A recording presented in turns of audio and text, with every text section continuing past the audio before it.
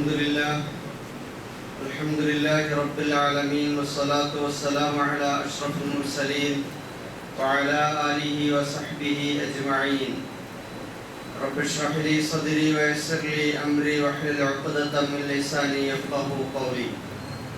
أعوذ بالله من الشيطان الرجيم. بسم الله الرحمن الرحيم. زين للناس حب الشهوات من النساء والبنين والقناطير المقنطرة من الذهب والفضة والخيل المسومة والأنعام والحرث ذلك متاع الحياة الدنيا والله عنده حسن المآب. صدق الله العظيم. ബഹുമാനീയരായ സഹോദരന്മാരെ, സത്യവിശ്വാസികളെ, ജീവിതത്തിന്റെ സർവമേഖലകളിലും സർവശക്തനായ അല്ലാഹു സുബ്ഹാനഹു വ തആലയുടെ വിധിവിലക്കുകളും അല്ലാഹുവിന്റെ അന്ത്യദൂതൻ മുഹമ്മദുർ റസൂലുള്ളാഹി സ്വല്ലല്ലാഹു അലൈഹി വസല്ലമിന്റെ ജീവിത മാതൃകകളും പിന്തുടർന്നുകൊണ്ട് ജീവിതത്തെ ശരിയായ രൂപത്തിൽ ക്രമീകരിക്കാൻ ഞാൻ എന്നോടും എൻ്റെ സഹോദരങ്ങളോടും ഓർമ്മിപ്പിക്കും. കാര്യങ്ങൾ ശ്രദ്ധയോടെ കേൾക്കുകയും നല്ലത് മാത്രം പിൻപറ്റുകയും ചെയ്യുന്ന ചിന്തിക്കുന്ന സന്മാർഗദർശികളായ സജ്ജനങ്ങളിൽ അല്ലാഹു നാം ഏവരെയും ഉൾപ്പെടുത്തി അനുഗ്രഹിക്കുമാറാകട്ടെ. അല്ലാഹു സുബ്ഹാനഹു വ തആല നമ്മളെ ഏവരെയും യഥാർത്ഥ മുഅ്മിനീങ്ങളിൽ മുത്തഖീങ്ങളിൽ ഉൾപ്പെടുത്തി അനുഗ്രഹിക്കുമാറാകട്ടെ. നമ്മിൽ നിന്നും നമ്മെ വിട്ട് പിരിഞ്ഞുപോയ നമ്മുടെ ഉറ്റവർ, ഉടയവർ, ബന്ധുമിത്രാദികൾ, വേണ്ടപ്പെട്ടവർ എല്ലാവർക്കും അല്ലാഹു വിശാലമായ മഗ്ഫിറത്തും മർഹമത്തും സ്വർഗ്ഗപ്രവേശനവും നൽകി അനുഗ്രഹിക്കുമാറാകട്ടെ.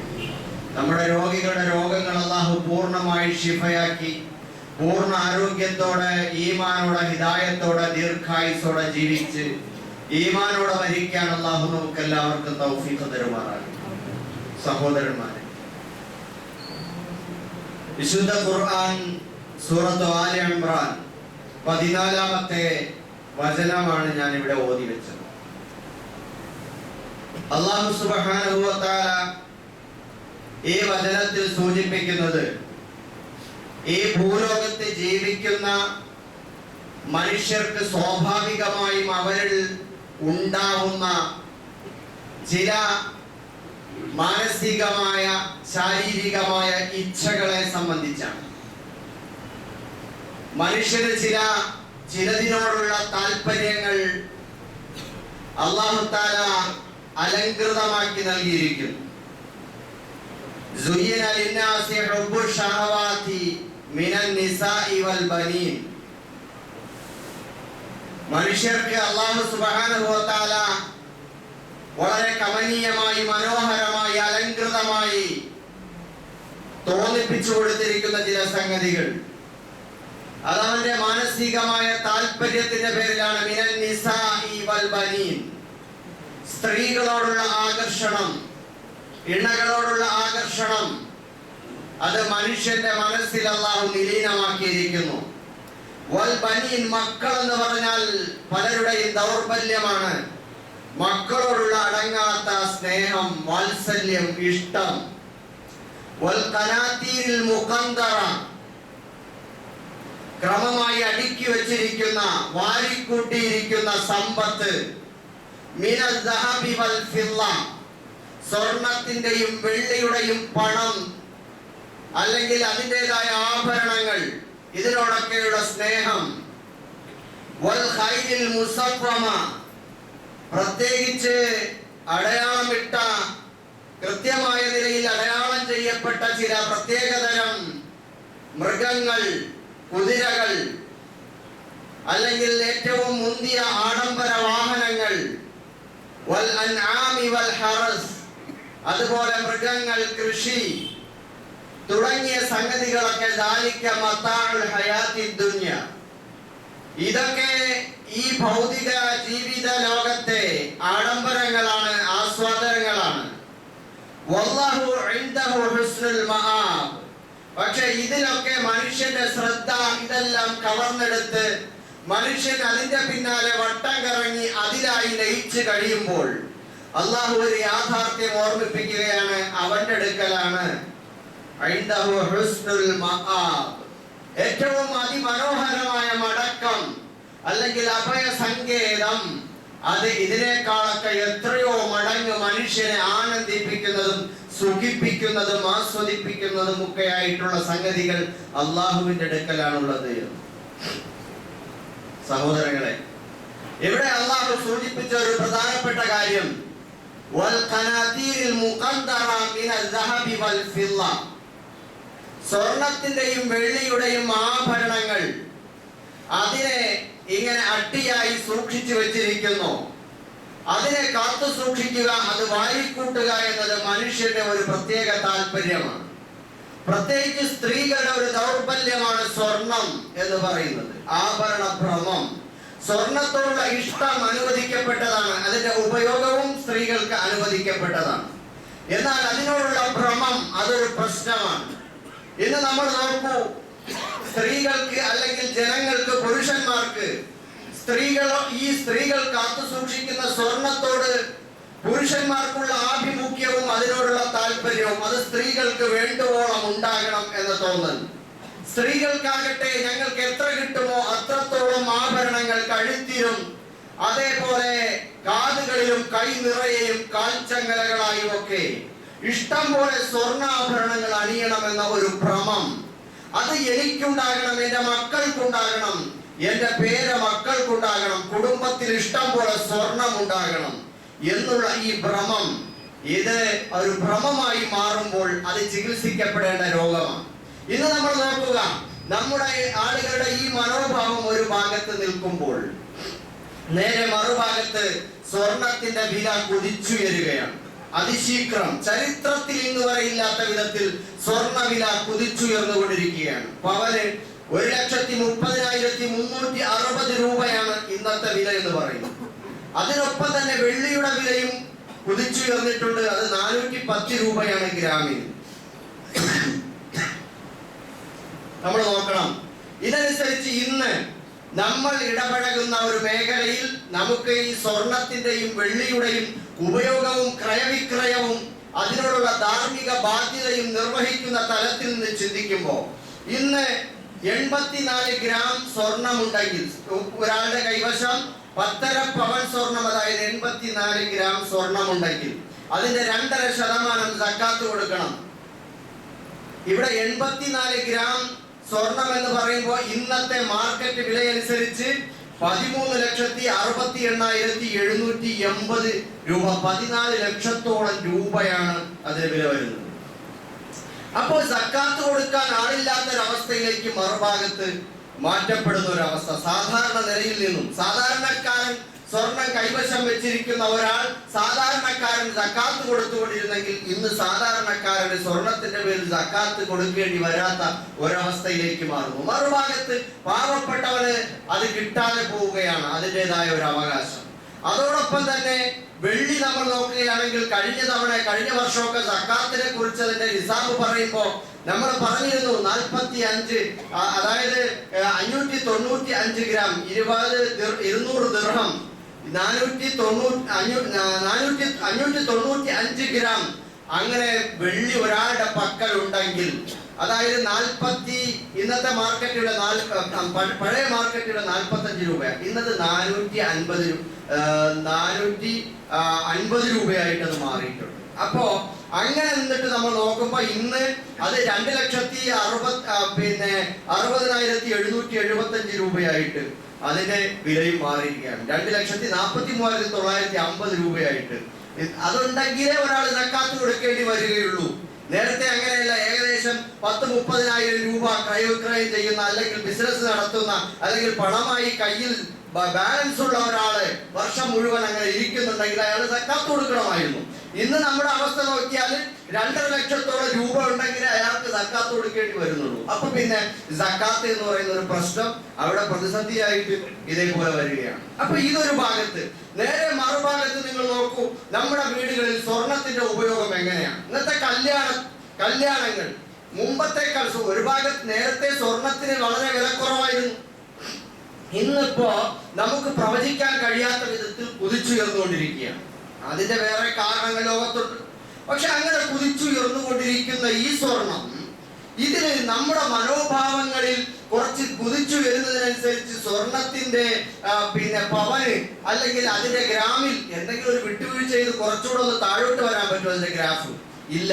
അതിന് മനുഷ്യന്റെ ഇന്നത്തെ ജീവിത രീതി അനുസരിച്ച് അവന്റെ ആർത്തി കൂടിക്കൊണ്ടിരിക്കുകയാണ്. ആഡംബര മനോഭാവം കൂടിക്കൊണ്ടിരിക്കുകയാണ്. മാർക്കറ്റിൽ സ്വർണത്തിന് എന്ത് വില എന്നതൊന്നും അവർക്ക് പ്രശ്നമല്ല. അപ്പൊ അവര് അതിനനുസരിച്ച് കൂടിക്കൊണ്ടിരിക്കും. ഇന്ന് ശരാശരി ഒരു കുടുംബത്തിൽ കല്യാണം നടക്കണമെങ്കിൽ ഒരു 30 പവൻ, 40, 50, 100 പവനൊക്കെയാണ് ഇന്നും. അതിൽ നിന്നൊന്നും ആരും വിട്ടുവീഴ്ച ചെയ്ത് ഇവിടെയൊക്കെ അങ്ങനെ തന്നെ ആയിരിക്കുമല്ലോ അല്ലെ? എന്റെയൊക്കെ നാട്ടിൽ അങ്ങനെയൊക്കെയുള്ളൂ. ശരാശരി കുടുംബത്തിന് 30,000 രൂപ 30 പവനൊക്കെ വേണം. വേണ്ടേ? അത്രയും വേണ്ടി വരും. സാധാരണ അങ്ങനെയൊക്കെയാണ്. അപ്പോ ഇതിലൊന്നും ആരും വിട്ടുവീഴ്ച ചെയ്യാൻ തയ്യാറല്ല. നിങ്ങൾ നോക്കൂ, ഇന്നത്തെ ഒരു കല്യാണ ആവശ്യത്തിന് ഒരു പെൺകുട്ടി വീട്ടിലുണ്ടെങ്കിൽ ആ കുട്ടിക്ക് ഞങ്ങൾക്ക് സ്വർണം ഒന്നും വേണ്ട, പണവും പണ്ടവും ഒന്നും വേണ്ട, ഞങ്ങൾ കുട്ടി വിദ്യാഭ്യാസമുണ്ട്, ദീനി നിഷ്ഠയുള്ള കുട്ടിയാണ്, ആ കുട്ടിയെ കല്യാണം കഴിച്ചോളാം എന്നൊരു ചെറുപ്പക്കാരൻ പറഞ്ഞാലും വീട്ടുകാരെന്ത് പറയും? ഇല്ല, അവർക്ക് എന്തെങ്കിലുമൊക്കെ കൊടുത്തേ വിടാൻ പറ്റുള്ളൂ. അപ്പൊ പിന്നെ ഉമ്മമാര് വീട്ടിലുള്ളവര് അവർക്കൊക്കെ ഒരു നിർബന്ധ ബുദ്ധിയാണ്. എങ്ങനെയെങ്കിലും കുറച്ചൊക്കെ ഒന്ന് ഒപ്പിക്കണം, ആരോടെങ്കിലും ഒക്കെ പറഞ്ഞ് അതൊക്കെ ഇങ്ങനെ ഒപ്പിച്ചെടുത്ത് ഈ പറയുന്നത് പോലുള്ള ഒരു നിലവാരത്തിലേക്ക് കൊണ്ടുവന്നെത്തിക്കുകയാണ്. നിങ്ങൾ ആലോചിച്ച് നോക്ക്, 30, 40, 50, 100 പവനൊക്കെ ഇട്ട് കല്യാണം കഴിപ്പിക്കുമ്പോ എന്താണ് ഇവിടെ ഉണ്ടാകുന്നത്? 30 പവനാണെങ്കിൽ ഇന്ന് 3,09,10,800 രൂപ. അതുപോലെ 50 പവനാണെങ്കിൽ 6.5 കോടിയോളം രൂപ. 100 പവനാണെങ്കിൽ 13.5 കോടി രൂപ വേണ്ടി വരുന്നു. അപ്പൊ ഇതൊക്കെ കല്യാണത്തിന് വേണ്ടി നമ്മുടെ മനോഭാവത്തിൽ ഒരു മാറ്റവും വരുന്നില്ല. മാർക്കറ്റ് ഇങ്ങനെ ഉയർന്നുകൊണ്ടിരിക്കുന്നു. മാർക്കറ്റിനെ നമുക്ക് നിയന്ത്രിക്കാൻ കഴിയുന്ന വരില്ല, പക്ഷെ നമ്മുടെ മനോഭാവത്തെ നമുക്ക് നിയന്ത്രിക്കാൻ പറ്റും. പക്ഷെ നമ്മുടെ മനോഭാവങ്ങളിൽ നമ്മൾ ഒരു തിരുത്തലും വരുത്തുന്നില്ല. അവിടെയൊക്കെ ഏതോ ചില ആളുകൾ ചെയ്യുന്നത് പോലെ അതിനൊപ്പം എൻ്റെ മോളുടെ കല്യാണം നടത്തുമ്പോഴും അല്ലെങ്കിൽ എൻ്റെ മോൻ പെണ്ണ് കെട്ടുമ്പോഴും അത്രയൊക്കെ വേണം എന്ന അർത്ഥത്തിൽ യാതൊരു എഡിറ്റിങ്ങും ഇല്ലാതെ, യാതൊരു വീണ്ടു വിചാരവും ഇല്ലാതെ, സമൂഹത്തിലേക്ക് ഒരു തിരിഞ്ഞുനോട്ടമില്ലാതെ, സമൂഹത്തിന്റെ അവസ്ഥയും നിലയും ജീവിതാവസ്ഥകളും എന്താണെന്ന് പരിശോധിക്കാതെ നമ്മളിങ്ങനെ നമ്മളിലേക്ക് മാത്രം നോക്കി എനിക്ക് പരമാവധി ഇതൊക്കെ വലിച്ചു കൂട്ടണം എന്ന ചിന്തയിൽ അതിൻ്റെതായ പ്രത്യാഘാതങ്ങൾ ജീവിതകാലം മുഴുവൻ അനുഭവിച്ച് നരകിച്ചു തീർക്കുക എന്നതാണ്. കല്യാണം നടത്തി അങ്ങനെ സ്ഥിരം അവൻ എന്നും ഒരു കടക്കാരനായി മാറുക, അല്ലെങ്കിൽ പണയം വെച്ചിട്ട് അത് തിരിച്ചെടുക്കാൻ കഴിയാതെ ആ സ്വർണം അത് മുഴുവൻ ലേലത്തിൽ പോകുന്ന അവസ്ഥ. ഇങ്ങനെയൊക്കെ മനുഷ്യൻ ആകപ്പാടെ സ്വയം വരുത്തി വെക്കുകയാണ് അപകടങ്ങൾ. അതുകൊണ്ട് നമ്മൾ ചിന്തിക്കണം, ഈ മേഖലയിൽ ഇങ്ങനെ തുടർന്നാൽ മനുഷ്യ ജീവിതം അവതാളത്തിലാണ്. ഇത്രയൊന്നും അവസ്ഥയൊന്നും ഇല്ലാത്ത സമയത്ത് 1934 ജനുവരി 14 ഗാന്ധിജി സ്വാതന്ത്ര്യ സമരത്തിന്റെ ഭാഗമായിട്ട് ഇവിടെ വയനാട്ടില് കോട്ടപ്പുറത്ത് വന്നു. അദ്ദേഹം ആ സദസ്സിനെ അഭിമുഖീകരിച്ചിട്ട് പ്രസംഗിക്കുമ്പോൾ അദ്ദേഹം ഹരിജനങ്ങളുടെ പട്ടിണിയും കഷ്ടപ്പാടുകളും ഒക്കെ പറഞ്ഞു. അപ്പൊ അദ്ദേഹം എടുത്തു പറഞ്ഞത്, സ്ത്രീകൾ അവിടെ വലിയൊരു സമൂഹം അവിടെ തടിച്ചുകൂടിയിരുന്നു, അവരോട് പറഞ്ഞത്, നമുക്ക് ഈ ആഭരണത്തോട് സ്വർണത്തോടുള്ള ഭ്രമം വളരെ കൂടുതലാണ്, നമ്മുടെ സമൂഹത്തിന്റെ ആവശ്യങ്ങൾ അതിനേക്കാൾ വലുതാണ്, അതുകൊണ്ട് നിങ്ങൾ ആ മേഖലയിൽ ചിന്തിക്കണം, പാവങ്ങളെ സഹായിക്കണം എന്ന് പറഞ്ഞപ്പോ അവിടെ നിന്നും ഒരു പെൺകുട്ടി എഴുന്നേറ്റു. കൗമുദി എന്ന് പേരുള്ള 14 വയസ്സുകാരിയായ ഒരു പെൺകുട്ടി തന്റെ കഴുത്തിലെ മാല അഴിച്ചു കൊടുത്തു പരസ്യമായി. അത് കഴിഞ്ഞപ്പോ കൈകളുടെ വളകൾ ഒന്നൊന്നായിട്ട് ഊരിക്കൊടുക്കുകയാണ്. അപ്പോ ഇവിടെ അവസാനമായിട്ട് ഈ കുട്ടിയോട് ചോദിക്കുന്നു, ഞാൻ എന്താണ് തിരിച്ചു തരേണ്ടതെന്ന് ചോദിച്ചപ്പോ അതിന്റെ ഓട്ടോഗ്രാഫിയിൽ ഒന്ന് എഴുതി തരണം എന്നാണ് പറയുന്നത്. അപ്പൊ ഗാന്ധിജി അവിടെ ആ ഓട്ടോഗ്രാഫിയിൽ എഴുതി കൊടുത്തു അത്ര, your sacrifice is A true ornament, നിന്റെ ത്യാഗമാണ് ഏറ്റവും മനോഹരമായ സത്യസന്ധമായ നിന്റെ ആഭരണം എന്ന് പറയുകയുണ്ടായി. നമ്മൾ മനസ്സിലാക്കണം. അപ്പൊ ഇതുപോലെ മനുഷ്യന്റെ സ്വഭാവം, പെരുമാറ്റം, ത്യാഗം, ഇത് അലങ്കൃതമായി വിലയിരുത്തപ്പെടുന്ന ഒരു സമൂഹത്തിലെ ജീവിതം നന്നായി മുമ്പോട്ട് പോവുകയുള്ളൂ. വെറും ആഭരണങ്ങൾ ഇട്ടിട്ട്, ആടയാഭരണങ്ങൾ ഇട്ട്, നെറ്റിപ്പട്ട കെട്ട ഗജവീരന്മാരെ പോലെ ഇങ്ങനെ നടക്കുന്ന ആനച്ചന്തമല്ല നമ്മുടെ സൗന്ദര്യത്തിന്റെ മാനദണ്ഡം. അതിനപ്പുറം മനുഷ്യന്റെ അന്തർലീനമായിട്ടുള്ള അവന്റെ വിശ്വാസവും മതനിഷ്ഠയും ആദർശവും സംസ്കാരവും ഇടപെടലുകളും സ്വഭാവത്തിന്റെ തിളക്കവും, ഇതൊക്കെയാണ് മനുഷ്യരിൽ പ്രധാനമായി വരേണ്ടത്. നിങ്ങൾ നോക്കൂ, മഹാനായ റസൂലുള്ളാഹി സ്വല്ലല്ലാഹു അലൈഹി വസല്ലമയുടെ അടുക്കൽ ഒരു പുരുഷൻ വന്നു. ഒരു വൃദ്ധനായ ഒരു പിതാവ് വരികയാണ്, ദരിദ്രനാണ്. അദ്ദേഹം വന്നിട്ട് വല്ലതും തരണമെന്ന് ആവശ്യപ്പെടുകയാണ്. അപ്പോ നബി സല്ലല്ലാഹു അലൈഹി വസല്ലമിന്റെ കയ്യിൽ കൊടുക്കാൻ ഒന്നുമില്ല. റസൂൽ പറഞ്ഞു നേരെ മകളുടെ വീട്ടിലേക്ക്, ഫാത്തിമ മോളുടെ വീട്ടിലേക്ക് പറഞ്ഞു. വൃദ്ധൻ നേരെ പോയി ഫാത്തിമ മോളോട് കാര്യം പറഞ്ഞു. പട്ടിണിയാണ്, വിശക്കുന്നു, വിശപ്പടക്കാൻ വല്ലതും തരണം. അവരവിടെയൊക്കെ നോക്കിയിട്ട് ഒന്നും കിട്ടിയില്ല അത്രേ. അപ്പോ അവര് ചെയ്തത് എന്താണ്? അവരുടെ സ്വർണ്ണമാല ഊരിയെടുത്ത് ആ വൃദ്ധന്റെ കയ്യിൽ കൊടുത്തിട്ട് പറഞ്ഞു, ഇത് കൊണ്ടുപോയി വിറ്റിട്ട് വിശപ്പടക്കിക്കോളൂ എന്ന് പറയുന്നു. നമ്മൾ നോക്കൂ, ഫാത്തിമ റളിയല്ലാഹു തആല കൊടുത്ത ആ മാലയുമായിട്ട് വൃദ്ധൻ നേരെ നബി സന്നിധിയിലെത്തി. നബി സല്ലല്ലാഹു അലൈഹി വസല്ലമയുടെ അടുക്കൽ കൊണ്ടുവന്നപ്പോ അവിടെ ഇരുന്ന അമ്മാർ ഇബ്നു യാസിർ റളിയല്ലാഹു തആല ഈ അവസ്ഥ കണ്ടിട്ട് ഞെട്ടിത്തെരിച്ചു. എന്നിട്ട് അദ്ദേഹം എന്ത് ചെയ്തു? നല്ല വില കൊടുത്ത് അതിങ്ങ് വാങ്ങി. കൂട്ടത്തിൽ അവർക്ക് ആവശ്യമായ ഭക്ഷണ സാധനങ്ങളും വസ്ത്രവും ഒക്കെ കൊടുത്തു. അദ്ദേഹം സന്തോഷത്തോടെ മടങ്ങുമ്പോ അന്നേരം അമ്മാർ ഇബ്നു യാസിർ റളിയല്ലാഹു അൻഹു ഈ മാലയിൽ കസ്തൂരി പൂശി ഒരു തുണിയിൽ പൊതിഞ്ഞ് അതിന് പാക്ക് ചെയ്ത് അദ്ദേഹത്തിന്റെ ഭൃത്യന്റെ കയ്യിൽ കൊടുത്തിട്ട് പറഞ്ഞു, അള്ളാഹുവിന്റെ റസൂലിന് സമ്മാനമായി കൊണ്ടുപോയി കൊടുക്കുക. റസൂലുള്ളാഹി സ്വല്ലല്ലാഹു അലൈഹി വസല്ലം തുറന്നു നോക്കിയപ്പോൾ പൊന്നുമോൾ ഫാത്തിമയുടെ മാലയാണ്. നബി സല്ലല്ലാഹു അലൈഹി വസല്ലം അത് നേരെ ഫാത്തിമയുടെ അടുക്കലേക്ക് മടക്കി വെച്ചു. ഫാത്തിമ റളിയല്ലാഹു തആല അവരുടെ അടുക്കലേക്ക് ഭൃത്യൻ മാലയുമായി ചെല്ലുമ്പോൾ അവർ അത്ഭുതപ്പെട്ടു പോയി. മാലയെടുത്ത് കയ്യിൽ വെച്ചിട്ട് അവർ പറഞ്ഞു, നിന്നെ ഞാൻ സ്വതന്ത്രനാക്കിയിരിക്കുന്നു എന്ന് പറയുകയാണ്. ആ ഭൃത്യൻ പറയുകയാണ്, എന്തോ ഒരു അത്ഭുതകരമായ, ആശ്ചര്യകരമായ, അനുഗ്രഹീതമായ മാലയാണിത്. ഒരാളുടെ വിശപ്പടക്കി, മറ്റൊരാൾക്ക് വസ്ത്രം കൊടുത്തു, മറ്റൊരാളുടെ സാമ്പത്തിക പരാധീനത പരിഹരിച്ചു, എല്ലാത്തിലും ഉപരിയായി ഒരടിമയ്ക്ക് മോചനവും കിട്ടി എന്ന് അദ്ദേഹം പറയുകയുണ്ടായി. സഹോദരന്മാരെ, നമ്മളിവിടെ ഇതേപോലെ നമ്മുടെ ഭാര്യമാരുടെ, മക്കളുടെ കഴുത്തിൽ അണിയിച്ചു കൊടുക്കുന്ന ഈ ആടയാഭരണങ്ങൾ, ഈ വിലയേറിയ, വിലമതിക്കാനാവാത്ത ഈ സ്വർണ്ണാഭരണങ്ങൾ, ഇതൊക്കെ ഒരു ഭാഗത്ത് കുന്നുകൂടിക്കൊണ്ടിരിക്കുന്നു. കല്യാണത്തിലൂടെയാണ് ഇതെല്ലാം നമ്മൾ കുന്നുകൂട്ടുന്നത്, വിവാഹത്തിന്റെ പേരിലാണ്. ഇതെല്ലാം നമ്മുടെ വീടുകളിൽ ഇങ്ങനെ തളം കെട്ടി നിൽക്കുകയാണ്. അപ്പോ മറുഭാഗത്ത് ആളുകളുടെ ആവശ്യങ്ങൾ നിവർത്തപ്പെടുന്നില്ല. അവരുടെ പട്ടിണികൾ വർദ്ധിക്കുകയാണ്, പരാധീനതകൾ വർദ്ധിക്കുകയാണ്. അവർക്ക് വെള്ളം, അവർക്ക് വസ്ത്രം വേണം, അവർക്ക് ഭക്ഷണം വേണം, അവർക്ക് പാർപ്പിടം വേണം, അടിമത്തത്തിൽ നിന്നുള്ള മോചനം വേണം. എല്ലാത്തിനും സാമൂഹികമായ ആവശ്യമുണ്ട്, വ്യക്തിപരമായ ആവശ്യങ്ങളുണ്ട്, ഗാർഹികമായ ആവശ്യങ്ങളുണ്ട്. ഇതൊക്കെ പരിഹരിക്കാൻ ഈ സമ്പത്തിന് കഴിയണമെന്ന് പ്രവാചകൻ സല്ലല്ലാഹു അലൈഹി വസല്ലമയുടെ മുത്തുമോൾ, പൊന്നുമോൾ ഫാത്തിമ ഈ സംഭവത്തിലൂടെ നമുക്ക് പറഞ്ഞു തരികയാണ്. സഹോദരന്മാരെ, ആ നിലയിൽ നമുക്കിത് മോചനമായില്ലെങ്കിൽ നമ്മൾ ഈ കുന്നുകൂട്ടി വെക്കുന്ന ഈ സമ്പത്തിന്റെ പേരിൽ അള്ളാഹുവിന്റെ മുമ്പിൽ നമ്മൾ സമാധാനം പറയും. എന്തൊരു ആനന്ദം, ആവേശമാണ് നമ്മുടെ സഹോദരിമാർക്ക് സ്വർണത്തോടുള്ള ഭ്രമം, എന്തുമാത്രം താല്പര്യമാണ്. അതൊക്കെ നിറവേറ്റി കൊടുക്കാൻ നമ്മളുണ്ട്. അവരെ മാനസികമായി ആ നിലവിലുള്ള അവസ്ഥകൾ മനസ്സിലാക്കി കൊടുത്ത്, ബോധിപ്പിച്ചു കൊടുത്തുകൊണ്ട് ആ നിലവാരത്തിൽ നിന്ന് താഴേക്ക് കൊണ്ടുവരാൻ നമുക്ക് കഴിയേണ്ടതുണ്ട്. പരിശുദ്ധ ഖുർആൻ പറയുന്നുണ്ട്, വല്ലദീന യക്നിസൂന അദ്ദഹബ വൽ ഫിദ്ദ വലാ യുൻഫിഖൂനഹാ ഫീ സബീലില്ലാഹ്. സ്വർണവും വെള്ളിയും എല്ലാം കുന്നുകൂട്ടി വെക്കുന്ന ആളുകൾ, അതിനെ അള്ളാഹുവിന്റെ മാർഗത്തിൽ ജനങ്ങൾക്ക് വേണ്ടി ചെലവഴിക്കാൻ തയ്യാറാകാത്തവർ, ഫബശ്ശിർഹും ബിഅദാബിൻ അലീം, അവർക്ക് വേദനാജനകമായ ശിക്ഷയുണ്ടെന്ന് സുവിശേഷം അറിയിച്ചു കൊടുക്കുക.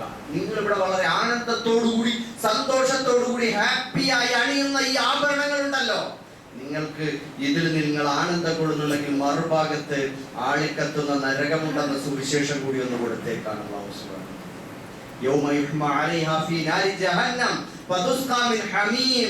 അവർക്ക് നരകത്തിന്റെ മോശമായ, ജീർണിച്ച ടാറുപോലുള്ള വെള്ളം അവർക്ക് കുടിക്കേണ്ടി വരും.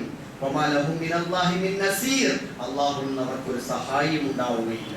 മറ്റൊരു ഭാഗത്ത് അവർ കുന്നുകൂട്ടി വെച്ച ഈ സ്വർണ്ണാഭരണങ്ങൾ, ഈ പണം, ഇതൊക്കെ വെച്ചിട്ട്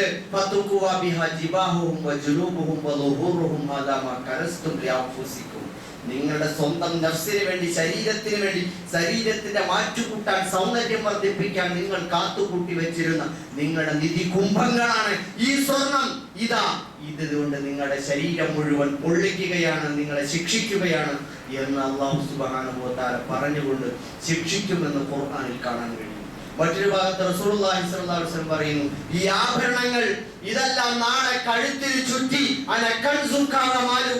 ഞാൻ നിന്റെ സമ്പത്താണ്, ഞാൻ നീ സൂക്ഷിച്ചു വെച്ച നിന്റെ ആഭരണമാണ് എന്ന് പറഞ്ഞുകൊണ്ട് ആഞ്ഞാഞ്ഞു കൊത്തുമെന്ന് പറയുന്ന ഹദീസുകൾ കാണാൻ കഴിയും. അതുകൊണ്ട് സഹോദരന്മാരെ, ഈ വിഷയത്തിൽ നമ്മൾ കൂടുതൽ ജാഗ്രതയുള്ളവരും വളരെ ശ്രദ്ധയുള്ളവരും ആയിത്തീരേണ്ടതുണ്ട്. നമ്മൾ ഇന്ന് സ്വർണം കുതിച്ചുയരുമ്പോ ഞാൻ പറഞ്ഞല്ലോ, നമുക്ക് മാർക്കറ്റിനെ നിയന്ത്രിക്കാൻ കഴിയില്ലെങ്കിൽ നമുക്ക് നമ്മളെ നിയന്ത്രിക്കാൻ കഴിയും. നമ്മുടെ മനസ്സിനെ നിയന്ത്രിക്കാൻ നമുക്ക് സാധിക്കണം, മാർക്കറ്റിനെ നിയന്ത്രിക്കാനല്ല. മനസ്സിനെ നമുക്ക് നിയന്ത്രിക്കാൻ സാധിക്കണം. നമ്മൾ വിചാരിക്കുന്നു സ്വർണമാണ് നമ്മുടെ സൗന്ദര്യത്തിന്റെ മാനദണ്ഡം, നമ്മുടെ സ്ത്രീ സൗന്ദര്യത്തിന്റെ മാനദണ്ഡം സ്വർണമാണ്. അവർക്ക് അതിനോട് പ്രകൃതിയാ അല്ലാഹു തആല ഒരു സ്നേഹം കൊടുത്തിട്ടുണ്ട്. ആവശ്യമായ നിലയിൽ സ്വർണ്ണാഭരണം ധരിക്കട്ടെ, ഓരോരുത്തരുടെ കഴിവിനും കപ്പാസിറ്റിക്കും അനുസരിച്ച്. പക്ഷേ ഒരു ഉത്തമ സമൂഹം എന്ന നിലയിൽ, ഒരു ഖൈറു ഉമ്മത്തി എന്ന നിലയിൽ, ഒരു ഉത്കൃഷ്ട സമൂഹം എന്ന നിലയിൽ, ഒരു സ്റ്റാൻഡേർഡ് ഉള്ള ഒരു സമൂഹം എന്ന നിലയിൽ, ഒരു സംസ്കാര സമ്പന്നമായ ഒരു സമൂഹമാണ് മുസ്ലിങ്ങൾ എന്ന നിലയിൽ മനുഷ്യന്റെ കഴുത്തിലണിയുന്ന ആടയാഭരണങ്ങൾ നോക്കിയല്ല ഒരാളുടെ വ്യക്തിത്വത്തെ അളന്നു നോക്കാൻ, തൂക്കി നോക്കാൻ, വിലയിരുത്താൻ. മറിച്ച് അയാളുടെ ഉള്ളിലുള്ള അയാളുടെ ആദർശ നിഷ്ഠ, അയാളുടെ മതനിഷ്ഠ, അള്ളാഹുവിനോടുള്ള ബന്ധം, അയാളുടെ സൂക്ഷ്മത, അയാളുടെ സ്വഭാവം, പെരുമാറ്റം, ഇടപാടുകൾ, ഇടപെടലുകൾ, അയാളുടെ ആ ഒരു പേഴ്സണാലിറ്റി, അതെല്ലാം കൂടി രൂപപ്പെടുത്തുന്ന ഒരു വ്യക്തിത്വമായിരിക്കണം അയാളുടെ ആഭരണമായി വരേണ്ടത് എന്ന് നമ്മൾ മനസ്സിലാക്കണം. അയാളുടെ സ്വഭാവമായിരിക്കണം അയാളുടെ ബ്യൂട്ടി എന്ന് നമ്മൾ മനസ്സിലാക്കണം. റസൂലുള്ളാഹി സ്വല്ലല്ലാഹു അലൈഹി വസല്ലം പറയുന്നുണ്ട്, അദ്ദുനിയ കുല്ലുഹാ മതാ, ദുനിയാവ് എന്ന് പറയുന്നത് മുഴുവൻ ഇവിടെ മനുഷ്യനെ ആസ്വദിപ്പിക്കുന്ന വിഭവങ്ങളാണ്. ഖൈറു മതാഇ ദുനിയ അൽ മർഅത്തു സ്വാലിഹ, അതിൽ ഏറ്റവും ഉയർന്ന വിലമതിക്കാനാവാത്ത വിഭവം എന്ന് പറയുന്നത് ഏറ്റവും ഉത്കൃഷ്ട സ്വഭാവമുള്ള സച്ചരിതയായ ഒരു പെണ്ണാണ്, ഒരു സ്ത്രീയാണ് എന്ന് റസൂലുള്ളാഹി സ്വല്ലല്ലാഹു അലൈഹി വസല്ലം. അപ്പോൾ അവിടെ എന്തുകൊണ്ടാണ് ഒരു സ്ത്രീ, ഈ ഭൂലോകത്ത് മനുഷ്യനെ ആകർഷിക്കുന്ന ഒരുപാട് ഘടകങ്ങളുണ്ട്. അതിലേറെ പ്രധാനപ്പെട്ട ഒന്നെന്താണ്? സ്ത്രീയാണ്. സ്ത്രീയുടെ സൗന്ദര്യത്തെ ജനങ്ങൾ വസ്ത്രത്തിലും ആഭരണത്തിലുമായി ചുരുക്കിക്കെട്ടി വെറും കാഴ്ചപ്പണ്ടങ്ങളാക്കി മാറ്റുമ്പോൾ നമ്മൾ അല്ലാഹുവിന്റെ റസൂൽ സ്വല്ലല്ലാഹു അലൈഹി വസല്ലം ആഴത്തിൽ ചിന്തിച്ച് വിലയിരുത്താൻ നമ്മളെ ഉപദേശിക്കുകയാണ്. നമ്മുടെ ജീവിതത്തിൽ കൂടെ കൂട്ടാൻ പറ്റുന്ന ഉത്കൃഷ്ട സ്വഭാവമുള്ള ഒരു സ്ത്രീ, അവളാണ് ഏറ്റവും വിലമതിക്കപ്പെടുന്ന. നിങ്ങൾ ആഡംബര വാഹനങ്ങളെക്കാൾ, നിങ്ങൾ കുന്നുകൂട്ടി വെച്ചിരിക്കുന്ന ആ സ്വർണ്ണാഭരണങ്ങളെക്കാൾ, നിങ്ങളുടെ ഖനിജങ്ങളെക്കാൾ ഏറ്റവും വിലപ്പെട്ടത് നല്ല സൽസ്വഭാവിയായ ഒരു പെൺകുട്ടി ഉണ്ടെങ്കിൽ അവൾക്ക് നിങ്ങൾ അവളുടെ കഴുത്തിലണിയുന്ന ആഭരണത്തെക്കാൾ, വസ്ത്രത്തെക്കാൾ നിങ്ങൾ വിലമതിക്കണം എന്ന് റസൂലുള്ളാഹി സ്വല്ലല്ലാഹു അലൈഹി വസല്ലം നമ്മെ ഓർമ്മിപ്പിക്കുകയാണ്. അതുപോലെ അതവരെ ബോധ്യപ്പെടുത്താൻ നമുക്ക് കഴിയും. നിങ്ങൾ ആലോചിച്ചു, അതല്ലേ നീണ്ടു നിൽക്കുന്ന ഒരു ബന്ധം എന്ന് പറയുന്നത്. ഇതേപോലെ തന്നെ സ്വർണം, വിവാഹത്തിന് സ്വർണവും വിവാഹവും തമ്മിൽ എന്താണ് ബന്ധം? സ്വർണവും വിവാഹവും തമ്മിൽ ബന്ധമില്ല. ഇന്ന് പെണ്ണിനെയല്ല വിവാഹം കഴിക്കുന്നത്, സ്വർണത്തെയാണ് ആളുകൾ കല്യാണം കഴിക്കുന്നത്. സ്വർണത്തിന്റെ പേരിലാണ് പിന്നെ ഇടപാടുകൾ, സ്വർണത്തിന്റെ പേരിലാണ് പിന്നെ അവരുടെ ജീവിത വ്യവഹാരങ്ങളെല്ലാം. അതിന്റെ ഏറ്റക്കുറച്ചിലും അതിന്റെ കൈമാറ്റവും അനുസരിച്ചാണ് അവരുടെ എല്ലാം തീരുമാനിക്കപ്പെടുന്നത്. ആ അവസ്ഥയിലേക്ക് നമ്മുടെ അവസ്ഥകൾ മാറിക്കൊണ്ടിരിക്കുമ്പോൾ നമുക്ക് വിവാഹത്തിന് എന്താ സ്ത്രീധനമായിട്ട് ബന്ധം? സ്ത്രീയാണ് ധനം എന്നല്ലേ റസൂലുള്ളാഹി സ്വല്ലല്ലാഹു അലൈഹി വസല്ലം പറഞ്ഞത്? സ്ത്രീയാണ് ധനം, സ്ത്രീധനം അല്ല. അവിടെ നബി സല്ലല്ലാഹു അലൈഹി വസല്ലമയോ സഹാബാക്കളോ ആരും നമുക്ക് മാതൃക കാണിച്ചിട്ടില്ലാത്ത നിലയിൽ വിവാഹം കഴിക്കാൻ പോകുമ്പോൾ വിവാഹ മാർക്കറ്റിൽ പണവും പണ്ടവും, അതല്ലെങ്കിൽ അവരുടെ വസ്തുവകകളും ഒക്കെ വെച്ചിട്ട് വിലപേശുന്ന അവസ്ഥ, ഇത് ഏറ്റവും മോശമായ, ഏറ്റവും നീചമായ പ്രവർത്തനമാണ്. അതുകൊണ്ട് തന്നെ സ്വർണം അത് ഒരു മനുഷ്യ സ്ത്രീക്ക് ധരിക്കാൻ പറ്റുന്നത്, ന്യായമായത്, കഴിവിൽ ഉൾപ്പെട്ടത് എന്താണോ അത് അവൾക്ക് ധരിപ്പിക്കുക. അതൊരു വലിയ സംഭവമായിട്ട് ആരും കാണാതെ അതിനെ മാർക്കറ്റിൽ നിന്നും അതിനോട് പുച്ഛത്തോടെ കാണുന്ന, അത് മനുഷ്യന്റെ സ്ത്രീകളുടെ താല്പര്യത്തിനനുസരിച്ച് ഒരു മിതമായ ഒരു വില കൊടുക്കുന്ന, ഒരു മൂല്യം കൽപ്പിക്കുന്ന ഒരു അവസ്ഥയിലേക്ക് നമ്മുടെ മനോഭാവങ്ങൾ വീട്ടിനകത്ത് ചർച്ച ചെയ്ത് അത് മാറ്റിയെടുക്കണം. നമ്മുടെ പെൺമക്കളോട്, നമ്മുടെ സഹോദരിമാരോട്, നമ്മുടെ മാതാക്കളോട്, നമ്മുടെ ഭാര്യമാരോടൊക്കെ തന്നെ അത്തരത്തിൽ ചർച്ചകൾ നടത്തിയിട്ട് അതിൽ നിന്നും പുറകോട്ട് കൊണ്ടുവരാൻ നമ്മൾ ശ്രമം നടത്തുമ്പോഴാണ് നമുക്ക് വിജയിക്കാൻ കഴിയുന്നത് എന്ന് നമ്മൾ ഓർമ്മിക്കേണ്ടതുണ്ട്. മഹർ കൊടുക്കാൻ സ്വർണ്ണം ഇല്ലെങ്കിൽ ഇന്ന് ആൺപിള്ളേരൊക്കെ ബുദ്ധിമുട്ടുകയാണ്. മഹർ കൊടുക്കാൻ എത്ര വേണം? ഇന്നിപ്പോ മഹർ കൊടുക്കാൻ എത്ര പവൻ വേണം? അപ്പോ ഇതൊന്നും ഇല്ലാതെ എങ്ങനെയാ പെണ്ണ് കെട്ടുക എന്നുള്ളതാ. ആരാ പറഞ്ഞത് സ്വർണം വേണം മഹർ കൊടുക്കാണെന്ന്? മൂല്യമുള്ള വിലപിടിപ്പുള്ള എന്ത് സംഗതിയും മഹറായി കൊടുക്കാം. കല്യാണത്തിന്റെ സദസ്സുകളിലേക്ക്, നിക്കാഹിന്റെ സദസ്സുകളിൽ വരട്ടെ. ഇതൊന്നും ഒരു വലിയ വിലപ്പെട്ട കാര്യമല്ല. സ്വർണം മാറ്റി വെച്ച് വേറെ വല്ലതുമൊക്കെ മൂല്യമായിട്ട് പറയും. എന്തെല്ലാം പറയാൻ കഴിയും. അതൊക്കെ മൂല്യമായിട്ട് വിവാഹത്തിന്റെ മഹറായി നിശ്ചയിച്ചു കൊടുക്കുന്ന ഒരവസ്ഥയിലേക്ക് യുവാക്കൾ വഴിത്തിരിവുണ്ടാക്കുന്ന അവസ്ഥയുണ്ടായിത്തീരണം എന്ന് ഇവിടെ ആവശ്യപ്പെടും. മാത്രമല്ല, ഈ സ്വർണം ഇങ്ങനെ കഴുത്തിലും ലോക്കറിലും ഒക്കെ സൂക്ഷിച്ചാൽ ഇതൊക്കെ ഡെഡ് മണിയായിട്ട് മാറുകയാണ് ചെയ്യുക. ഇതൊന്നും ചലിക്കൂല. അല്ലാഹു സുബ്ഹാനഹു വ തആല പറഞ്ഞതാ, സമ്പത്ത് എന്ന് പറഞ്ഞാൽ മാർക്കറ്റിൽ ചുറ്റിക്കറങ്ങിക്കൊണ്ടിരിക്കണം. അതിന്റെ ക്രയവിക്രയം നടന്നുകൊണ്ടിരിക്കണം. സമ്പന്നർക്കിടയിൽ കുന്നുകൂടുന്ന ഒരു സാധനം ചുറ്റിക്കറങ്ങുന്ന ഒരു സാധനമാവാതെ മാർക്കറ്റിലേക്ക് ഇറങ്ങണം. ഒരു വീട്ടിൽ 3-4 പെൺമക്കളുണ്ടെങ്കിൽ എല്ലാത്തിന്റെയും കൂടെ കഴുത്തിൽ എത്രയുണ്ടാവും? ഇതെല്ലാം കൂടെ അട്ടിയായി അവിടെ കിടക്കുകയാണ്. അതേസമയം ഇത് പണമായി മാർക്കറ്റിലേക്ക് ഇറക്കിയാൽ, അത് ബിസിനസ്സിലേക്ക് ഇറക്കിയാൽ അതിങ്ങനെ ചുറ്റിക്കറങ്ങി സമൂഹത്തിൽ വളർച്ചയുണ്ടാകും, പ്രത്യുൽപാദനം ഉണ്ടാക്കും.